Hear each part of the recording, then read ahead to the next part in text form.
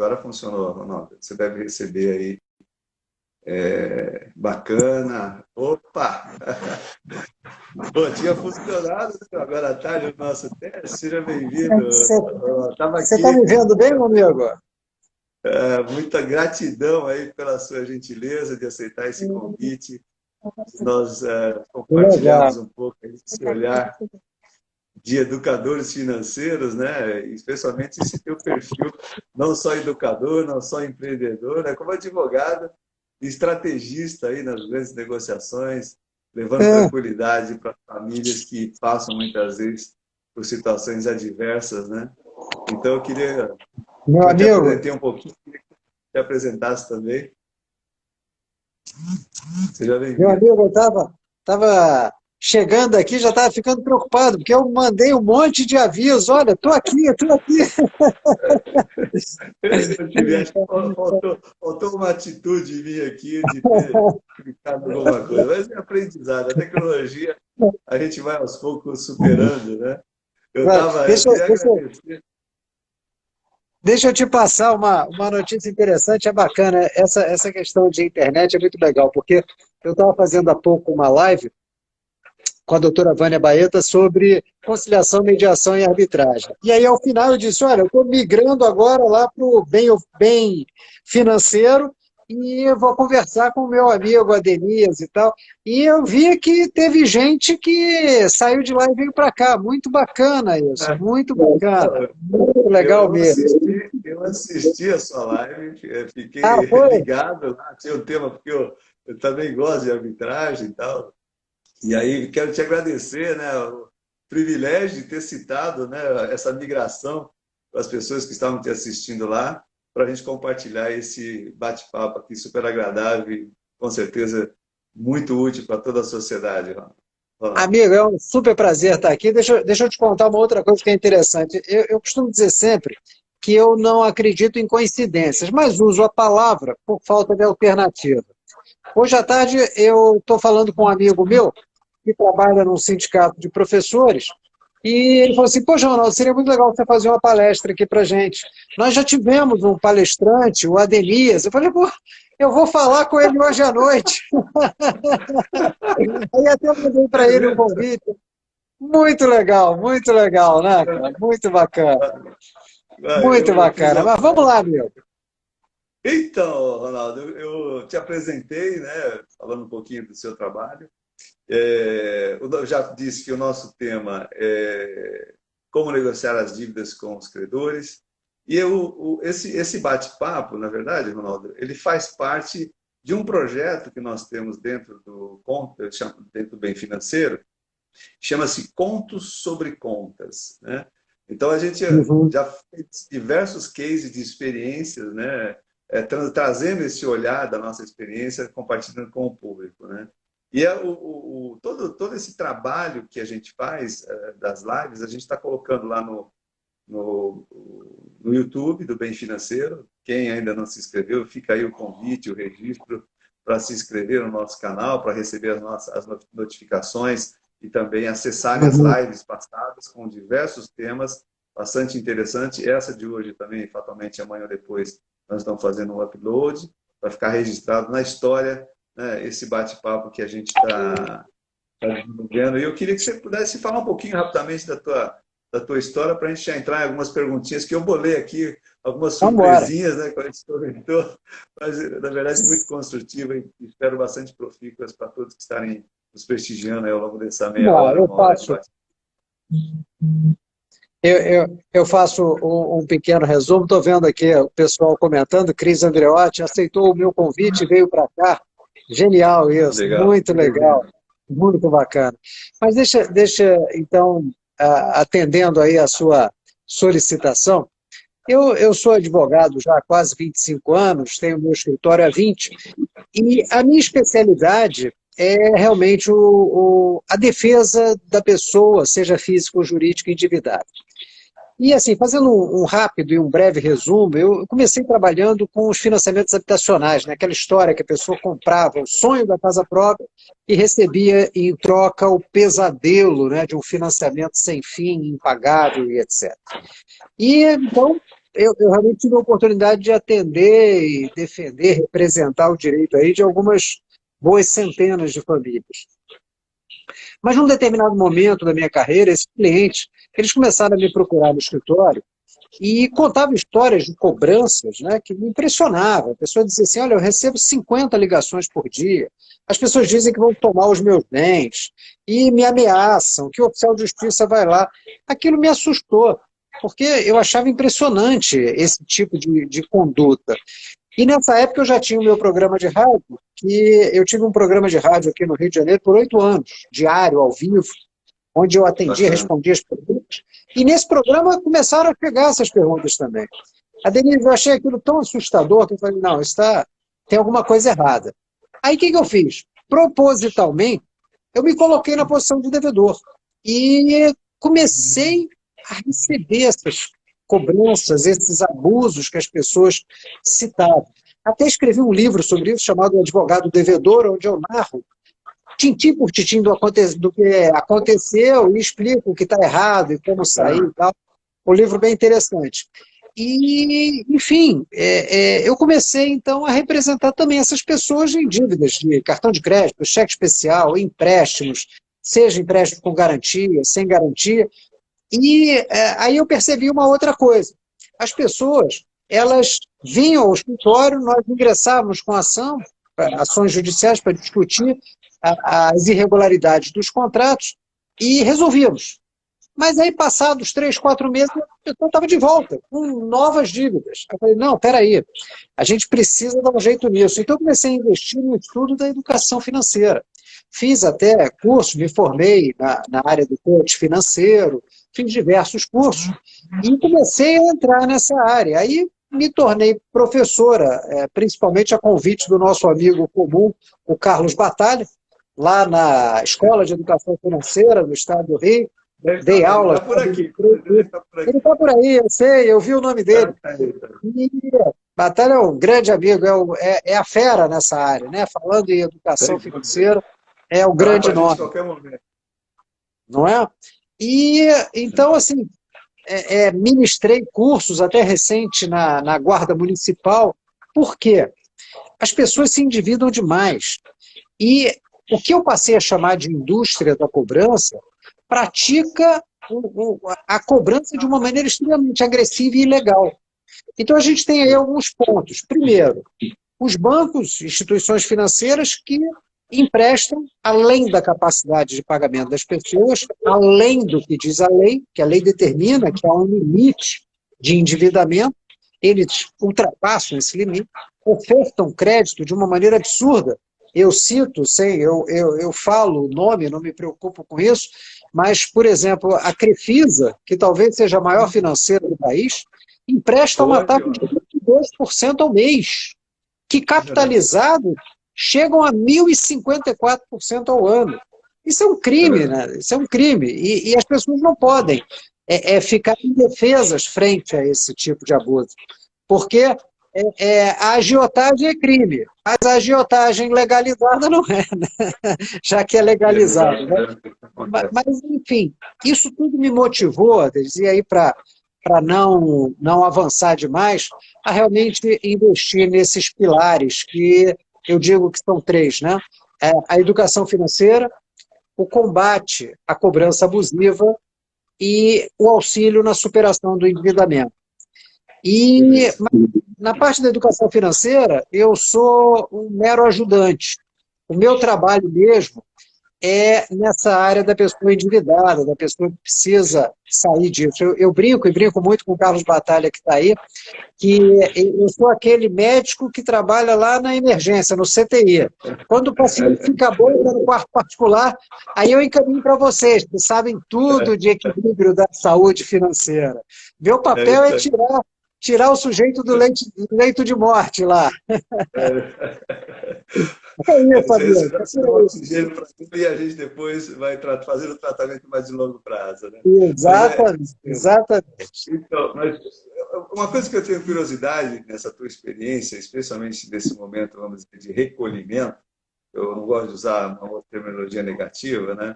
A gente sabe que o brasileiro ele já vinha num perfil de endividamento a hora se equilibrando, tal, etc. As estatísticas mais recentes mostram que houve aí realmente um boom, né, de crescimento na inadimplência, especialmente, embora muitas famílias, até pelo que eu atendo, tiveram até uma melhoria por conta dessa ajuda, enfim, tem diversos fatores que, de um lado, algumas se prejudicaram, porque às vezes perderam emprego, etc., perderam renda, mas outras acabaram, de certa forma, se safando ou equilibrando. Como é que você percebeu esse movimento um pouquinho antes e agora quase nesse finalzinho, no perfil das famílias de modo geral, que você tem dado essa orientação pragmática, vamos dizer assim? Ah, a situação é absolutamente dramática, né? O que a gente percebia que de 2015 para cá, a gente via, como você observou aí, uma crise forte atingindo famílias e empresas. E as pessoas vinham lutando para sobreviver. O Serasa já apontava oficialmente índices elevadíssimos, né, de endividamento. 65% da população oficialmente endividada, Denise. Eu digo sempre oficialmente, porque extraoficialmente esse número é muito maior. O que acontece? A pesquisa do endividamento é feita às vésperas das grandes datas do comércio, como Dia das Mães, Natal. E aí acontece aqueles mutirões de negociação.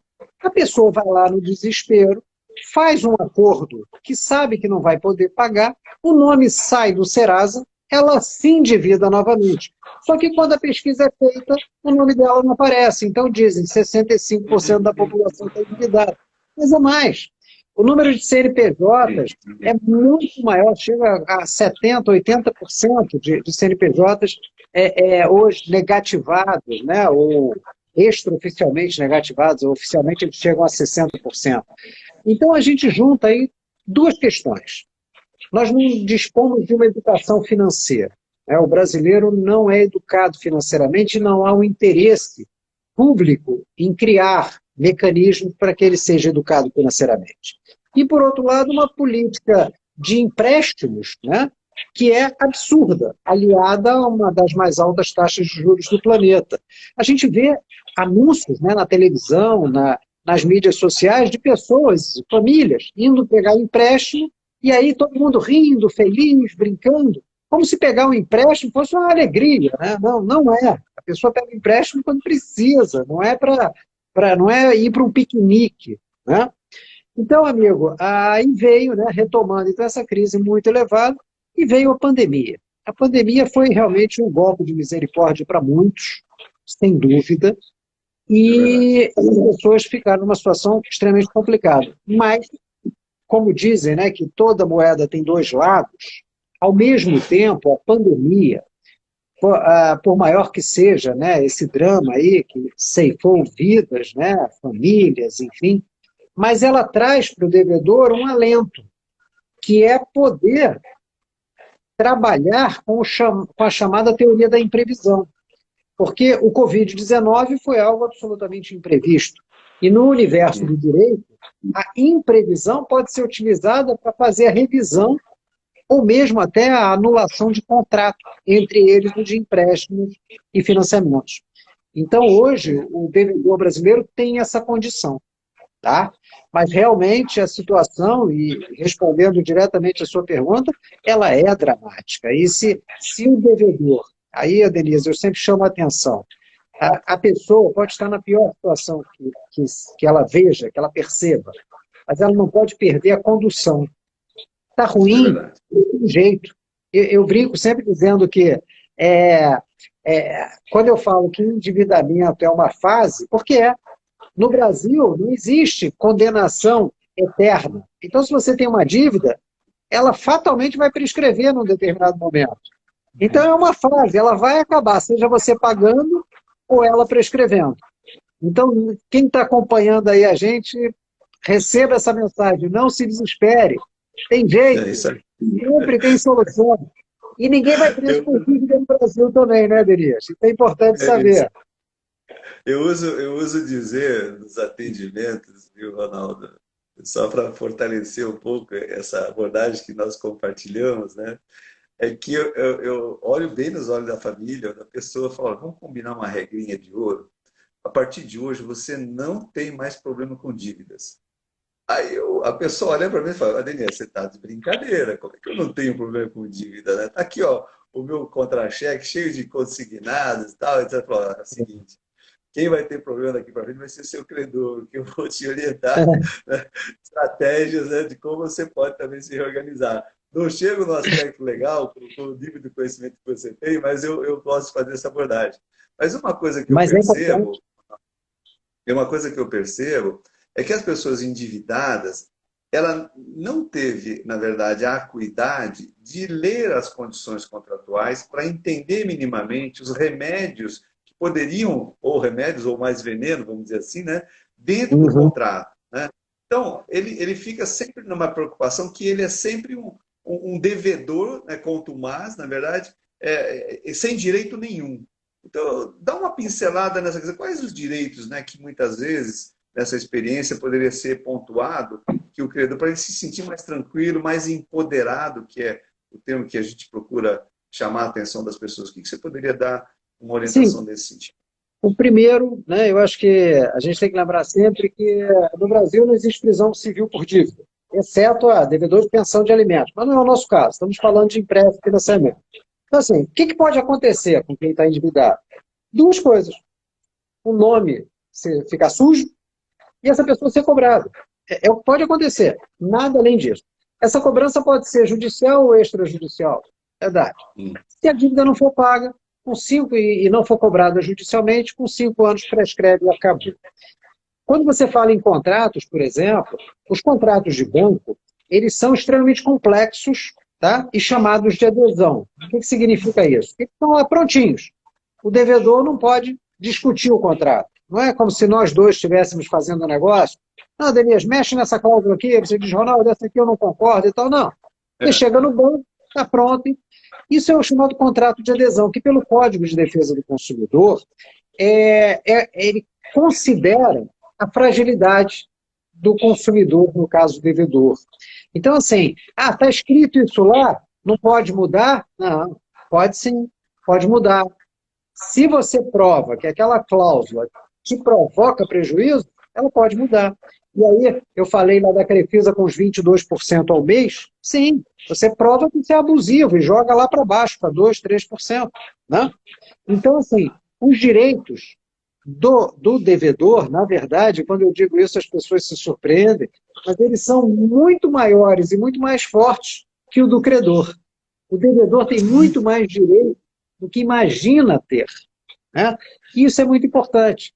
Lembra, o Código de Defesa do Consumidor está do seu lado. Você é a parte frágil.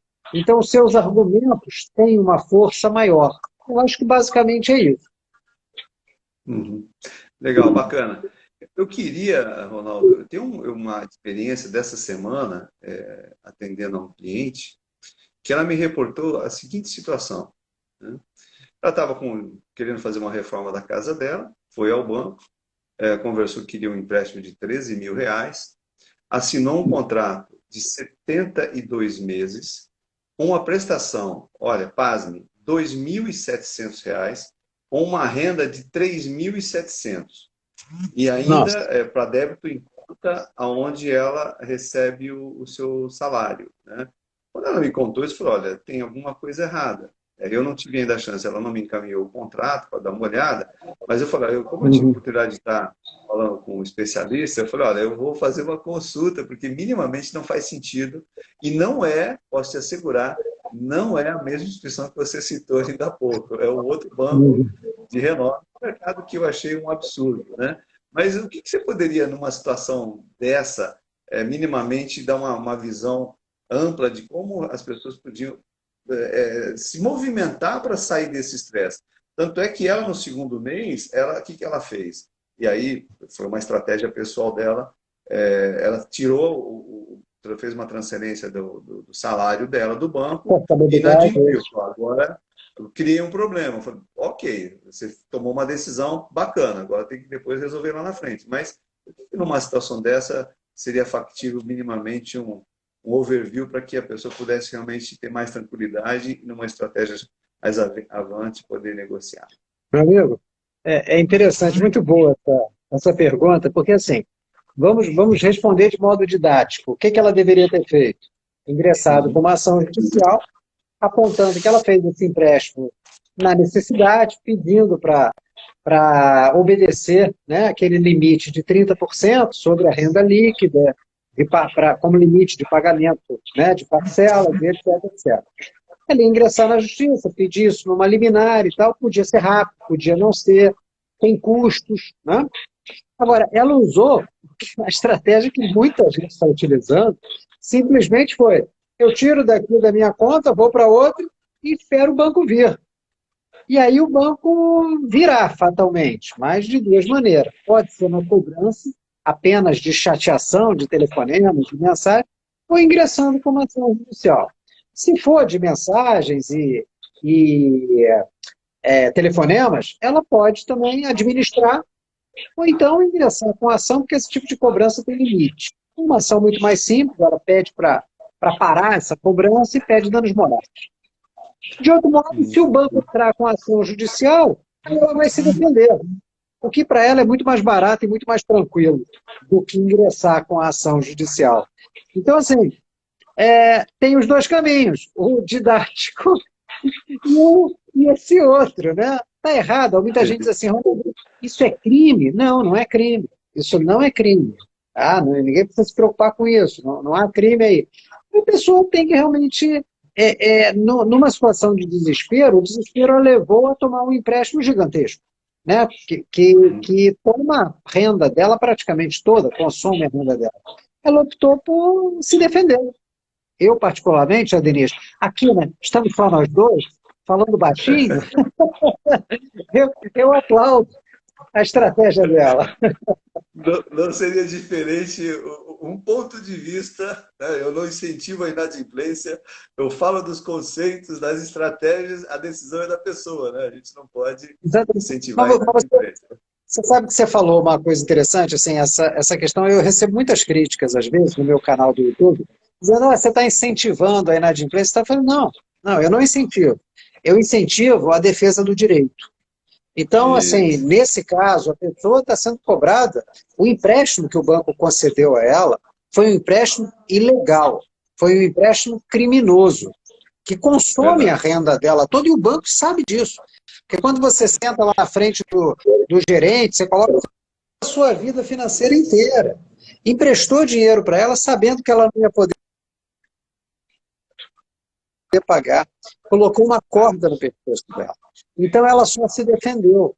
Ela usou do conhecimento da lei, né, sabendo que ela, fugindo daqui, ela pode ser cobrada no máximo judicialmente, e pronto. Isso não é incentivar a inadimplência, na verdade é se defender. Né? Eu acho isso. Quando volto a falar lá da Crefisa, quando você pega um empréstimo de 1.054% ao ano, não, absurdo. E a Crefisa, assim, eu negocio muito com eles lá para clientes que chegam com essa questão. O cliente normalmente chega com 6 meses pagos de uma dívida de 12 meses. Fazendo uma conta grosseira, essa pessoa pagou 500% de juros. 1.000% num ano, meio ano, 500%. A Crefisa já ganhou muito mais do que merecia. Então, essa pessoa faz um acordo e acaba pagando. Lá, o último que eu fiz, restavam 14 mil reais, nós fechamos a dívida, acho que por 400 reais. Por quê? Porque, bem na verdade, para a Crefisa já não importava mais nada. Ganhou 500%. É verdade. Mas, Ronaldo, é uma coisa muito interessante a gente perceber. Na verdade, o processo de endividamento é algo paulatino, às vezes é meio que sorrateiro, a família às vezes não percebe, porque vai aumentando determinadas despesas, tal, a renda não acompanha. Mas esse caso especificamente, e entre outros que a gente observa, as instituições se aproveitam da fragilidade emocional das pessoas. Porque às vezes o caso dessa pessoa, ela estava querendo já há um bom tempo, tentando reformar a casa, tal, estava com problemas, as questões de chuva por aí. Então ela estava emocionalmente muito pressionada, querendo dar um pouco mais de conforto para a família, para os filhos e para a mãe, etc. E aí ela consultou a gerente, que precisava ter um empréstimo, a gerente motivou ela. E ela, naquele afã emocional, né, fragilidade, porque, imaginando resolver uma questão da habitação familiar, E aí ela fez isso. O que eu percebo é que existe um pouquinho aí de, eu não diria até de má fé, mas de aproveitamento da fragilidade das pessoas para empurrar meio que esse tipo de empréstimo. Não é mais ou menos assim que você É, percebe? amigo, eu escuto muito lá no escritório as pessoas dizerem assim, não, mas eu tenho que pagar, porque é o meu nome. Eu preciso acertar isso, eu tenho que honrar o nome da minha família, etc. E eu digo o seguinte, nós estamos, sempre que você está numa relação com o banco, você está num negócio. E um negócio, você não mistura a emoção, você trabalha com a razão. Se você entrar com a emoção, você já perdeu. Ah, eu tenho que pagar por causa do meu nome, eu tenho que... Já perdeu. É Tem um verdade. ditado que diz que o banqueiro, quando sai de casa, deixa o coração na geladeira. Aí, vamos ao nosso exemplo. 22% ao mês, 1.054% ao ano. Você vai sentar para negociar com uma instituição dessa de modo emocional, dizendo, não, eu quero pagar, etc., ele engole você. Você É precisa, verdade. assim, conhecer os seus direitos e ser firme. Então, realmente, Cabeça erguida. Cabeça erguida. essa né, a pessoa tem que aprender, e na maioria das vezes ela precisa do apoio de um profissional ao lado dela, mas ela tem que saber que, sim, ela tem que acertar os débitos dela, ela tem que equilibrar a vida dela, mas ela tem que fazer isso dentro de um modo racional, não emocional. Emocional é quando a gente está com os nossos amigos, com a nossa família, etc. Ali é emoção. Quando você está sentado com o gerente do banco, com a financeira, com o cobrador, eles não são seus amigos, eles te oferecem cafezinho, eles te oferecem isso, mas eles querem te fazer engolir uma taxa de juros absurda. Você não pode se deixar levar pela emoção. Sem dúvida, tem que ser racional, é o que eu sempre oriento. E aí eu sempre chamo a atenção das pessoas de que, na verdade, estar com o nome sujo às vezes é uma boa estratégia, né? Porque você chegou no limite. Eu dou os parabéns quando alguém me fala, não é nome sujo que eu uso, é nome protegido, né? Está protegido de aumentar o endividamento dela. Então ele criou uma barreira, né?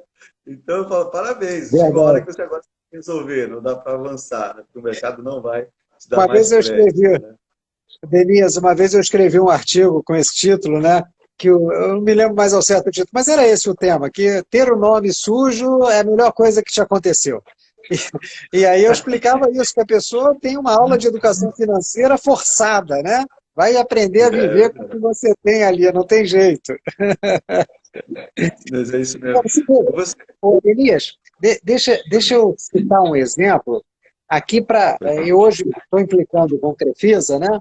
Então, veja bem, falando do ser racional, não emocional, falando de uma questão de abuso dos bancos, você não acha que é um absurdo gigantesco esse investimento em publicidade para oferecer empréstimo para negativado? Quando você diz que, olha, você está negativado, já há um apontamento que aquela pessoa está endividada. sem dúvida. O Serasa diz que é uma média de 4 inscrições por CPF. Aí você chega e diz assim, eu vou oferecer mais empréstimo para você. Você está querendo acabar com aquela pessoa, dar um golpe de misericórdia, né? Isso não está correto. Uma empresa que atua divulgando, uma coisa é você analisar uma situação e emprestar para alguém que está com o nome negativado para ele poder pagar as suas dívidas e levar adiante um pagamento de um único empréstimo, é bem diferente de você anunciar aos 4 cantos aí que você está emprestando para quem está negativado. É verdade. Eu sempre me questionei, Ronaldo, e eu não encontrei ainda nenhuma resposta, e eu vou aproveitar a presença do meu amigo Batalha aqui, dando uma série de contribuições.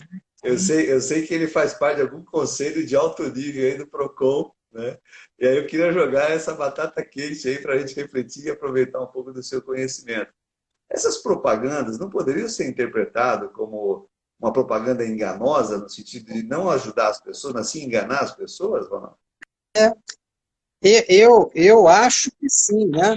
Não, A gente podia ouvir o Batalha nisso, né? Mas eu acho que sim. Agora, não há nada de ilegal nisso. Muitas pessoas dizem assim, Ronaldo, eu não posso pegar empréstimo porque meu nome está sujo. Pode. O fato do nome estar sujo é só um indicativo. Você chega lá para pedir um empréstimo, o gerente olha, seu nome está lá no Serasa, ele diz, não, não te empresto. O outro banco pode dizer assim, eu te empresto. O Serasa, o Crefisa quer emprestar. Então é só um indicativo. Na verdade, ao contrário do que muitos pensam, não é um impeditivo a inscrição do nome num cadastro desses. Mas, enfim, eu acho, né, e até pela minha opinião, você já deve ter percebido, que realmente merecia sim uma investigação maior, eu não diria nem pelo PROCON, eu já diria que é o caso do Ministério Público. Entendi. Você, Ronaldo, eu estava dando uma lida no seu livro, no seu último best-seller, vamos dizer assim, seu 17º livro, e achei Mas muito legal. não. Mas vai se tornar daqui a pouco, né? Se Deus É. quiser. Você faz uma abordagem muito interessante, né? E você contou um pouquinho no início dessa sua experiência do sistema habitacional, financiamento e tal.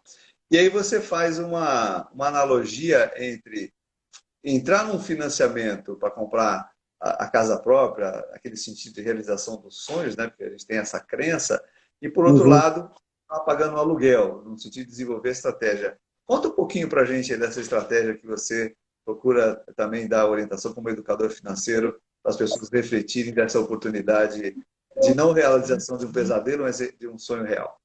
Sabe o que acontece, Denise? É que aí eu sou obrigado a ingressar um pouquinho na área de vocês, educadores financeiros. Como eu digo, eu falo isso de modo muito, muito superficial.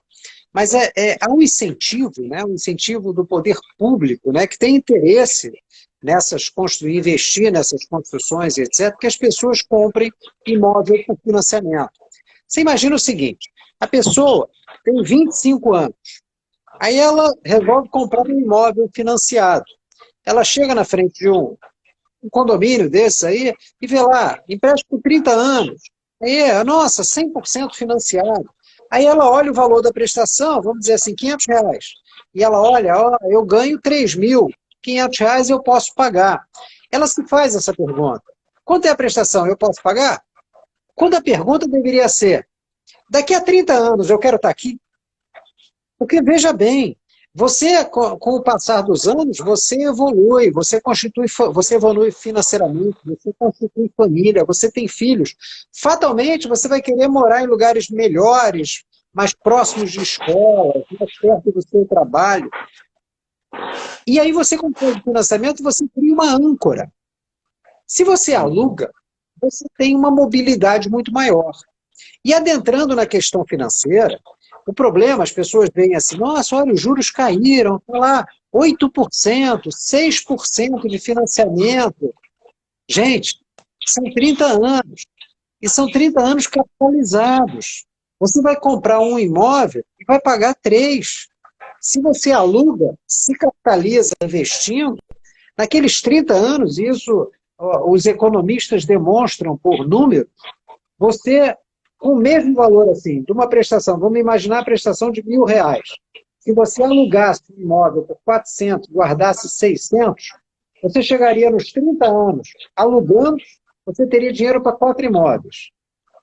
Financiando, você teria um que você pagou 4 vezes. Isso é provado matematicamente. Então, o que importa, eu digo para as pessoas, é saber fazer a pergunta e encontrar a resposta. Você diz assim, não, eu sou disciplinado, eu vou alugar, vou poupar, vou investir e vou conseguir. Agora, se você é indisciplinado, diz assim, se eu não pagar a prestação, eu não vou conseguir poupar, então vai lá e faz a prestação. Entendeu? Mas a questão é essa, Denise, a questão é essa. É acabar com essa coisa de tem casa que é casa, não, eu tenho que pagar o que pelo menos eu estou pagando o que é meu. Isso é relativo. Quando a pessoa diz assim, eu estou financiando, mas eu estou pagando o que é meu. Você alugou, está jogando dinheiro no lixo. É relativo. No Brasil, a primeira metade de um financiamento, você só paga juros. Então, naquele empréstimo de 30 anos, Nos primeiros 15, você só está pagando juros, você não está pagando nada seu. E o imóvel está alienado ao banco, ele também não é seu. Então, assim, as pessoas precisam parar de acreditar naquelas lendas urbanas e passar a pensar, como eu gosto de dizer, pensar de modo financeiramente feliz. Beleza. Deixa eu só fazer a gente tem o período marchando, viu? Nesse momento, Ronaldo, né? Só para comunicar às pessoas que chegaram agora no nosso bate-papo, que nós estamos conversando com o Dr. Ronaldo Gottlieb sobre como negociar as dívidas com credores, né? Essa live fica à disposição no nosso canal lá fica no IGTV também do Instagram e fica também no canal do YouTube. Então, o Dr. Ronaldo queria também convidar vocês a acessarem o nosso blog lá no Bem Financeiro. O Dr. Ronaldo deixou umas dicas lá, escreveu um artigo, 3 passos para superar o endividamento, dando umas dicas muito legais, bem objetiva, bem pragmática, bem racional, vamos dizer assim, né? Para que as pessoas possam se aproveitar desse conhecimento, dessa fonte bacana que o Dr. Ronaldo está compartilhando com a gente. E aí fica aí mais o convite a todos vocês que ainda não se inscreveram no nosso canal lá no YouTube e se inscrevam para poder receber as nossas notificações, o nosso material com diversos profissionais que estão participando da nossa live. E nesse mês estamos fechando com chave de ouro, onde o tema ao longo do mês foi sobre endividamento e o Dr. Ronaldo está trazendo aí um inesgotável conhecimento e experiência pessoal para contribuir para que todos nós aqui presentes e aqueles que vão assistir mais para frente poderem realmente fazer uma reflexão de como cuidar melhor da sua saúde financeira. Não é isso, Ronaldo? Com certeza, com certeza. Bacana. Para a gente avançar mais um pouquinho, Ronaldo, esse papo está muito legal, a gente vara a noite aqui, que sem sombra de dúvida. Não sei se o pessoal vai aguentar a gente, mas a gente tem aí conteúdo totalmente muito rico para poder compartilhar com a sociedade, né? Que estratégia você recomendaria para o super endividado? Que é o que a gente encontra. Sabe, o que eu acho, Denise, que basicamente, né, você só está preparado para negociar, para superar uma situação, se você tem conhecimento do problema em que você está inserido. Então, a pessoa, quando está endividada, o maior medo delas é o quê? São as consequências. O que vai acontecer comigo? O que vai acontecer com o meu patrimônio? A minha casa pode ser penhorada, meu carro pode ser penhorado, eu posso ser preso, etc. Não, para. Lembra, regra básica. Quais são as consequências de estar endividado? 2. É fácil. Nome sujo e ser cobrado, gente. Ninguém vai preso por dívida. Então, com você não acontece nada. Ah, Ronaldo, posso perder minha casa? Olha, a casa própria, por exemplo, é o medo de todo mundo. Se você tem uma única casa, um único imóvel, é o imóvel de família. Esse, você só perde em 5 situações. Dívida de condomínio, dívida de IPTU, dívida de financiamento desse imóvel, se você der ele em garantia de um empréstimo, ou se você for fiador num contrato de aluguel, em que você também dá ele em garantia. Então, são 5 situações. Se você não está nessa e tem um único imóvel, é o que eu chamo, e está nesse artigo, da estratégia de 3 passos. O primeiro é diagnosticar o caso. O que é diagnosticar o caso? Você entender que dívidas você tem e qual a agressividade dessa dívida. O que é agressividade? Nós já vimos. Tem dívida de condomínio e só tem um imóvel, opa, dívida agressiva. Eu também tenho dívida de cartão de crédito. É menos agressivo. É melhor você resolver a do condomínio. Então você está aqui. E qual o seu patrimônio? Eu tenho só um imóvel. Eu tenho vários imóveis. Eu tenho carro. Então, assim, você diagnostica vendo as suas dívidas, separando se elas são agressivas ou menos agressivas, e qual o seu patrimônio está em risco. A partir daí, você desenha uma estratégia. No nosso caso, por exemplo, não, vou pagar logo o condomínio porque está em risco. O cartão eu vejo depois. E o terceiro passo, que é o mais difícil, mais simples e mais difícil, é ter disciplina. para levar adiante a estratégia que você colocou. Eu vou dar um exemplo. A pessoa está com dívida de 5 cartões de crédito. Eu aconselho a não pagar nenhum. Se capitaliza, vai juntando dinheiro e paga quando puder os 5, negocia os 5. Não adianta pagar um e dever 4. As consequências são as mesmas. Você vai continuar sendo cobrado, seu nome vai continuar sujo. Mas aí a pessoa, às vezes, se desespera com uma cobrança, vai lá e paga um deles, aí perde capital. Bacana, entendeu? Bacana.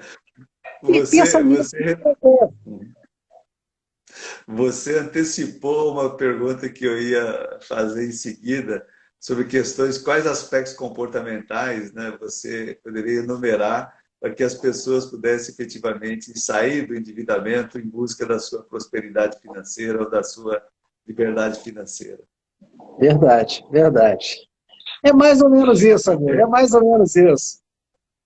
Que legal, bacana. Eu vi passar uma pergunta e eu achei bastante pertinente dentro desse diálogo das cobranças abusivas de juros, da invasão, basicamente, do nosso domicílio para fazer cobranças, com telefonemas muitas vezes fora de hora. E alguém perguntou, e alguém comentou aqui que estava recebendo, enquanto assistia a live, tinha recebido uma ligação, quase 9 horas da noite, né? De alguém cobrando. Como é que isso pode ser tratado dentro de uma estratégia de negociação para atenuar esse estresse? Dentro de um desses 17 livros que você citou aí, que eu já escrevi, tem um que se chama Defenda-se. É um número tão grande de pessoas que vive esse problema, que aí eu resolvi escrever esse livro, porque muitas vezes a pessoa diz assim, Ronaldo, eu não tenho dinheiro para pagar um advogado. Como é que eu resolvo o problema? E eu escrevi esse livro, Defenda-se, onde eu ensino, passo a passo, como a pessoa pode ir sozinha, ingressar com uma ação judicial, olha só, porque é juizado, pequenas causas, o juizado especial, sozinha, para resolver esse problema, para pedir para a cobrança abusiva ser suspensa e ainda pedir dano moral. Eu coloco todas as situações em que isso acontece, coloco o passo a passo e coloco o modelo. A pessoa tem um grande trabalho. Ela tem que, por exemplo, esse nosso amigo ou amiga que recebeu a ligação, faz print de tela, tem que fazer prova. Olha, recebi tantas ligações, recebi essas mensagens.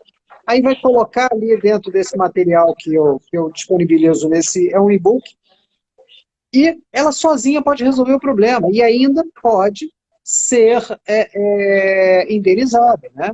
Eu, há pouco tempo, comecei a receber uma cobrança, e eu disse assim, mas essa dívida não é minha.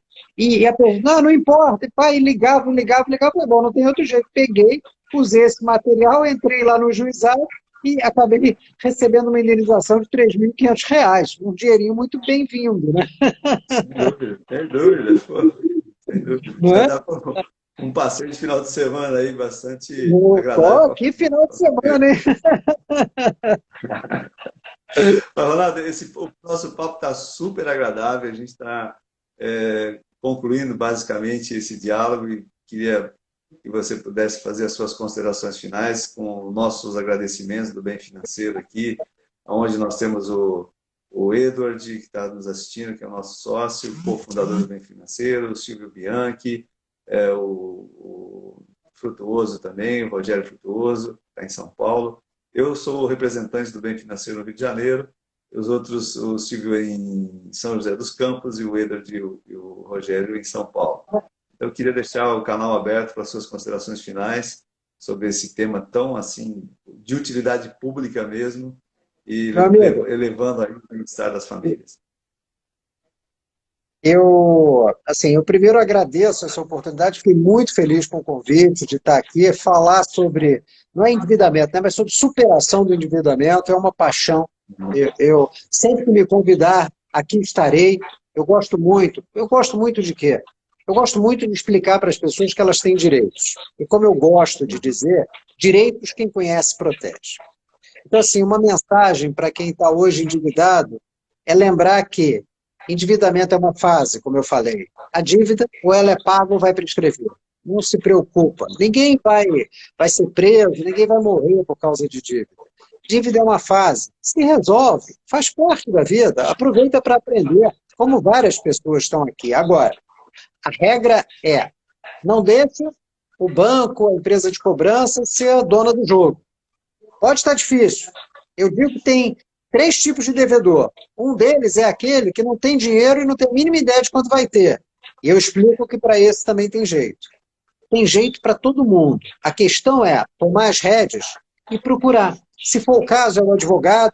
Se for o caso, é o planejador financeiro. Hoje tem muito material. Hoje tem muita gente fazendo um trabalho de qualidade como esse que vocês aqui estão fazendo. A questão é não desistir e seguir em frente. Porque se nós estamos juntos, se nós estamos lutando, a gente vence o jogo, com certeza. Meu amigo, muito obrigado a você, obrigado a todo mundo, inclusive o pessoal que saiu lá da outra live e veio para cá, fiquei muito feliz com isso. E obrigado a todo mundo que está aí acompanhando esse bate-papo maravilhoso. Não, eu queria registrar aqui, eu não consigo ver o nome da pessoa, mas ela está agradecendo aqui, achou sensacional as suas explicações, a forma didática aqui foi unânime, aqui a unanimidade dessa forma didática, é agradável, e pediram que você volte. E eu queria então deixar mais uma vez uma gratidão a todos que nos prestigiaram o Dr. Ronaldo, que o nosso canal no YouTube vai estar registrando esse bate-papo lá nos próximos dias, que a gente tem aí na próxima semana. Queria também já aproveitar, convidá-los a assistir mais um encontro que eu vou estar mediando com a Marta Correia, a especialista, né, na verdade... Sensacional, sensacional. Em planejamento de aposentadoria. O tema vai ser Planejando a Aposentadoria Sem Estresse. Muito legal. Eu acho que a Marta deve estar aqui nos ouvindo. Seja muito bem-vinda na próxima semana.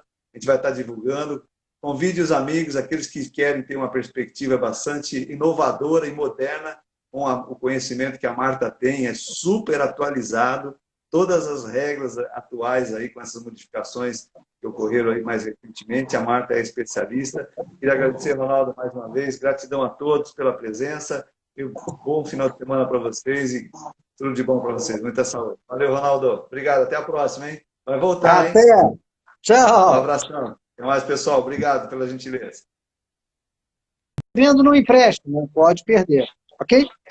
Então, assim, se você tem mais de um, aí esse leque abriu. Eu digo sempre que é o seguinte, Adenir, para resumir bem, é preciso trabalhar o que eu chamo, e está nesse artigo, da estratégia de 3 passos. O primeiro é diagnosticar o caso. O que é diagnosticar o caso? Você entender que dívidas você tem e qual a agressividade dessa dívida. O que é agressividade? Nós já vimos. Tem dívida de condomínio e só tem um imóvel, opa, dívida agressiva.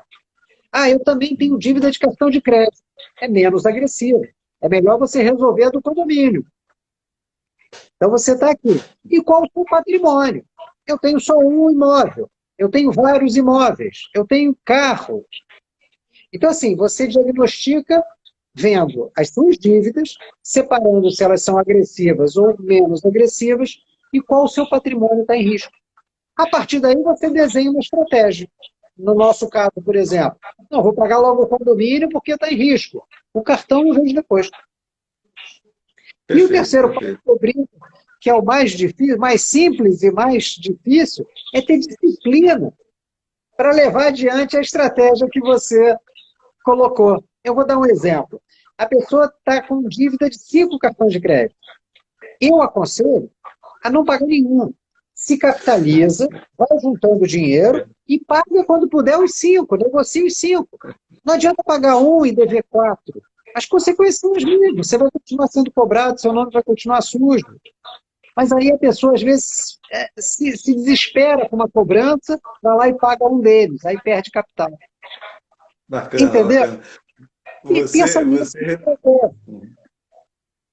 Você antecipou uma pergunta que eu ia fazer em seguida sobre questões, quais aspectos comportamentais, né, você poderia enumerar para que as pessoas pudessem efetivamente sair do endividamento em busca da sua prosperidade financeira ou da sua liberdade financeira.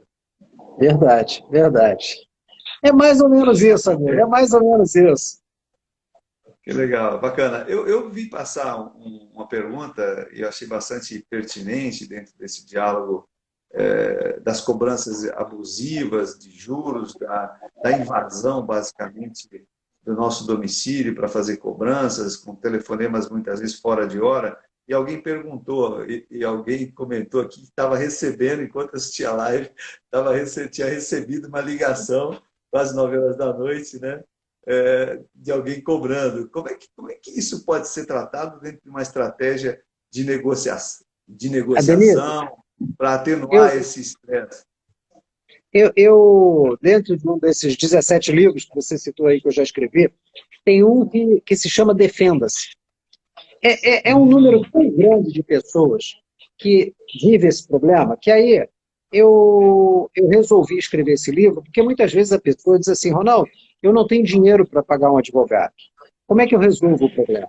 E eu escrevi esse livro, Defenda-se, onde eu ensino, passo a passo, como a pessoa pode ir sozinha, ingressar com uma ação judicial, olha só, porque é juizado, pequenas causas, o juizado especial, sozinha, para resolver esse problema, para pedir para a cobrança abusiva ser suspensa e ainda pedir dano moral. Ainda pedir dano moral. Eu coloco todas as situações em que isso acontece, coloco o passo a passo e coloco o modelo. A pessoa tem um grande trabalho. Ela tem que, por exemplo, esse nosso amigo ou amiga que recebeu a ligação, faz print de tela, tem que fazer prova. Olha, recebi tantas ligações, recebi essas mensagens. Aí vai colocar ali dentro desse material que eu disponibilizo é um e-book, e ela sozinha pode resolver o problema, e ainda pode ser indenizada, né? Eu, há pouco tempo, comecei a receber uma cobrança, e eu disse assim, mas essa dívida não é minha. E a pessoa, não importa, pai, ligava, falei, bom, não tem outro jeito. Peguei, usei esse material, entrei lá no juizado, e acabei recebendo uma indenização de R$ 3.500, um dinheirinho muito bem-vindo, né? Sem dúvida, sem dúvida. Pô, sem dúvida. Não Vai é? dar um passeio de final de semana aí bastante Pô, agradável. que final de semana, hein? Mas, Ronaldo, o nosso papo está super agradável, a gente está concluindo basicamente esse diálogo e queria que você pudesse fazer as suas considerações finais com nossos agradecimentos do Bem Financeiro aqui, onde nós temos o Edward, que está nos assistindo, que é o nosso sócio, cofundador do Bem Financeiro, o Silvio Bianchi, o Frutuoso também, o Rogério Frutuoso, está em São Paulo. Eu sou o representante do Bem Financeiro no Rio de Janeiro, os outros, o Silvio em São José dos Campos e o Edward e o Rogério em São Paulo. Eu queria deixar o canal aberto para suas considerações finais sobre esse tema tão assim de utilidade pública mesmo e elevando aí o bem-estar das famílias. Eu primeiro agradeço essa oportunidade, fiquei muito feliz com o convite de estar aqui, falar sobre, não é endividamento, né, mas sobre superação do endividamento, é uma paixão. Eu sempre que me convidar, aqui estarei. Eu gosto muito de quê? Eu gosto muito de explicar para as pessoas que elas têm direitos. E como eu gosto de dizer, direitos quem conhece protege. Então, assim, uma mensagem para quem está hoje endividado é lembrar que endividamento é uma fase, como eu falei. A dívida, ou ela é paga ou vai prescrever. Não se preocupa. Ninguém vai ser preso, ninguém vai morrer por causa de dívida. Dívida é uma fase. Se resolve, faz parte da vida. Aproveita para aprender, como várias pessoas estão aqui. Agora, a regra é, não deixe o banco, a empresa de cobrança, ser a dona do jogo. Pode estar difícil. Eu digo que tem 3 tipos de devedor. Um deles é aquele que não tem dinheiro e não tem a mínima ideia de quanto vai ter. E eu explico que para esse também tem jeito. Tem jeito para todo mundo. A questão é tomar as rédeas e procurar. Se for o caso, é o advogado. Se for o caso, é o planejador financeiro. Hoje tem muito material. Hoje tem muita gente fazendo um trabalho de qualidade como esse que vocês aqui estão fazendo. A questão é não desistir e seguir em frente. Porque se nós estamos juntos, se nós estamos lutando, a gente vence o jogo, com certeza. Meu amigo, muito obrigado a você, obrigado a todo mundo, inclusive o pessoal que saiu lá da outra live e veio para cá, fiquei muito feliz com isso. E obrigado a todo mundo que está aí acompanhando esse bate-papo maravilhoso. Não, eu queria registrar aqui, eu não consigo ver o nome da pessoa, mas ela está agradecendo aqui, achou sensacional as suas explicações, a forma didática aqui, foi unânime aqui, a unanimidade dessa forma didática é agradável, e pediram que você volte. E eu queria então deixar mais uma vez a gratidão a todos que nos prestigiaram o Dr. Ronaldo, que o nosso canal no YouTube vai estar registrando esse bate-papo lá nos próximos dias, que a gente tem aí na próxima semana. Queria também já aproveitar, convidá-los a assistir mais um encontro que eu vou estar mediando com a Marta Correia, a especialista, né, na verdade, Sensacional, sensacional. em planejamento de aposentadoria. O tema vai ser Planejando a Aposentadoria Sem Estresse. Muito legal. Eu acho que a Marta deve estar aqui nos ouvindo. Seja muito bem-vinda na próxima semana. A gente vai estar divulgando. Convide os amigos, aqueles que querem ter uma perspectiva bastante inovadora e moderna, com o conhecimento que a Marta tem, é super atualizado. Todas as regras atuais aí, com essas modificações que ocorreram aí mais recentemente, a Marta é especialista. Queria agradecer, Ronaldo, mais uma vez. Gratidão a todos pela presença. E um bom final de semana para vocês e tudo de bom para vocês. Muita saúde. Valeu, Ronaldo. Obrigado. Até a próxima, hein? Vai voltar, hein? Até. Um Tchau. abração. Até mais, pessoal. Obrigado pela gentileza.